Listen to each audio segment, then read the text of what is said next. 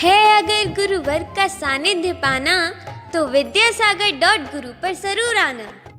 नमस्तेभ्यः। ओम नमस्तेभ्यः। अहिंसा परमो धर्म की आचार्य गुरुवर श्री कुंद कुंद भगवान की, आचार्य गुरुवर श्री ज्ञान सागर मुनि महाराज की, विद्यासागर जी महामुनि राज की, समस्त आचार्य संघ की।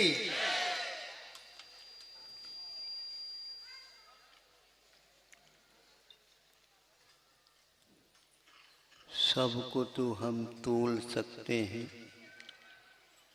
जो जो पुद्गल की परिणतियां रहती,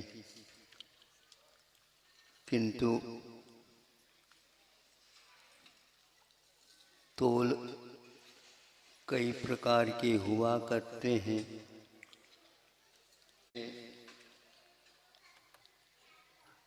भावों का तोल अपने आप में बहुत महत्वपूर्ण होता है।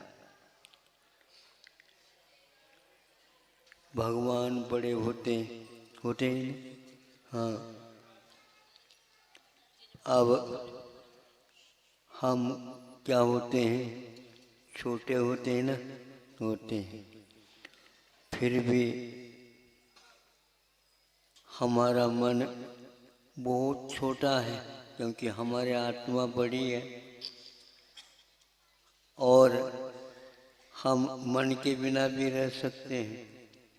हमारे बिना मन नहीं रह सकता, लेकिन साहस बहुत कर जाता है, नहीं समझे? साहस बहुत कर जाता है, बहुत हिम्मत। उसे मालूम नहीं है हिम्मत किस वजह से। अब फिर भी एक मन की विशेषता हम बताना चाहते हैं, सुना? हाँ।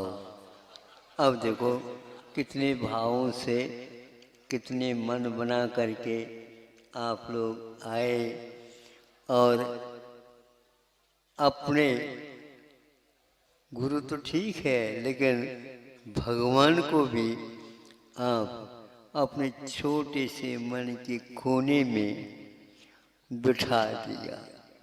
अब सोचो ना, उनका इसी में तो बड़प्पन है। हाँ, नहीं समझे? वो एक बस अब रिद्धिधारी मुनि महाराज आते हैं, लेकिन किसी एक छोटी सी कुटिया में पहुंच गए, नहीं समझे? छोटी सी कुटिया में पहुंच गए और वहाँ पर वह संकोच में है श्रावक। अब क्या करें हम, कहाँ पर बिताएं? जो भगवान पूजन बोल रहे ना, न हमारे पास रत्नों की थाल है, न रत्नों के दीपक है, न ही कोई उच्च सिंहासन है, कोई कुछ भी नहीं है। भगवान आप लौटियो नहीं। हाँ, नहीं तो लौट जाए, ये बहुत गरीब है बेचारा। नहीं, आपको बुलाने वाला कभी बेचारा नहीं होता, डबल चारा वाला होता। बे लगाए ना उसने, बे दोनों पर काम आता है। हाँ भगवान। और देखो हम और हमारे वजह से आपके पास कितनी बड़ी रिद्धि है, यह लाइट में आती है, ये प्रकाश में आ जाता है। अक्षीण मानस, अक्षीण महानस, महालय और महान। तो यहाँ चूंकि महानस इसलिए कह रहा हूँ, आपकी कुटिया में आए। हाँ, और पूरे आपके भोजन क्या है, ये तो ठीक है, किंतु उनके आने से और आपकी उदारता, उल्लास, इसके कारण वहाँ पर कितना बनाए तो पता नहीं, कटक को भी निमंत्रण दे सकते हो आप। कटक किसको बोलते हैं? चक्रवर्ती की सेना। वो सारे को आप खिला दो तो भी उस झोपड़ी में, कुटिया में कमी नहीं आएगी, सब खा जाएंगे और तालियां बजाएंगे। देव लोग हर्षित होकर के वर्षा करेंगे। पंच आश्चर्य है, अन्यत्र नहीं होता ये मानस ही चाहिए बड़ा।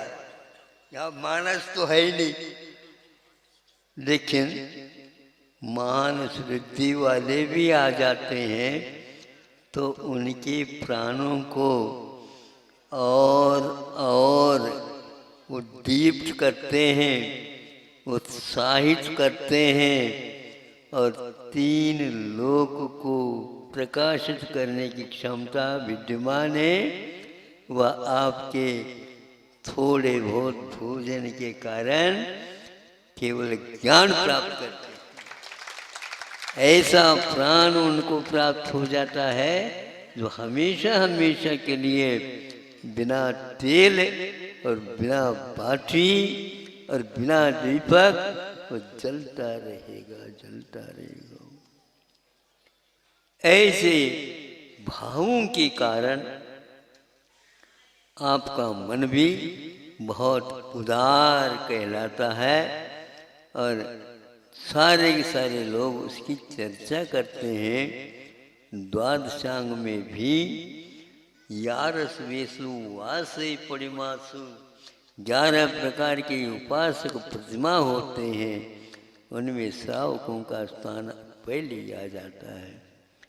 अन्यत्र कहीं भी वो भगवान होनहार बनने वाले कहीं नहीं जाते हैं, किंतु श्रावकों के व्रत देखते हैं, पूछताछ भी नहीं करते, मालूम पड़ जाता है और वो विश्वास मान करके चले जाते हैं। और बिल्कुल जैसे छोटा लड़का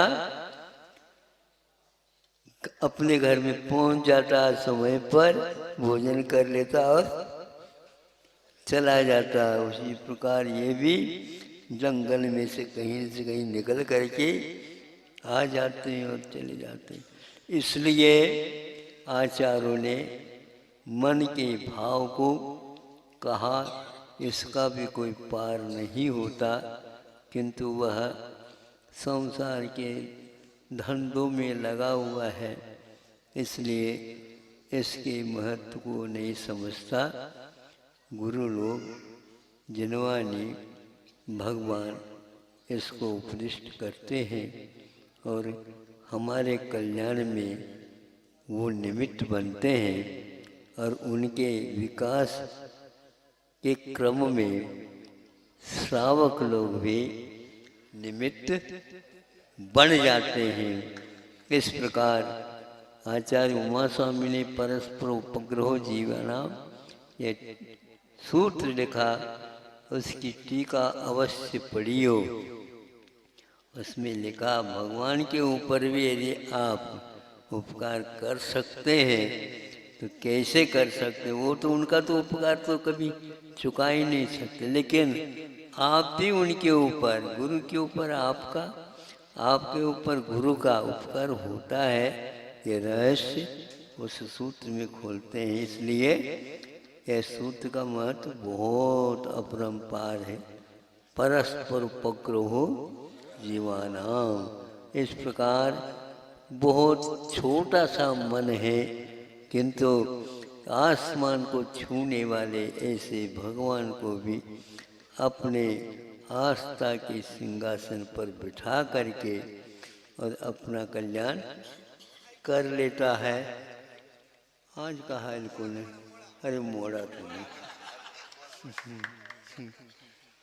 ये लोग समझ नहीं पाएंगे। हाँ, अलग अलग विषय है, इतना ही ये छोटा मन भी कम नहीं है, लेकिन वो मूढ़ा जैसा संकेत दिया जाता वैसा करता रहता है, इसलिए उसको कहा गया है। जब समय आ जाए उस समय अहिंसा परमो धर्म की। आचार्य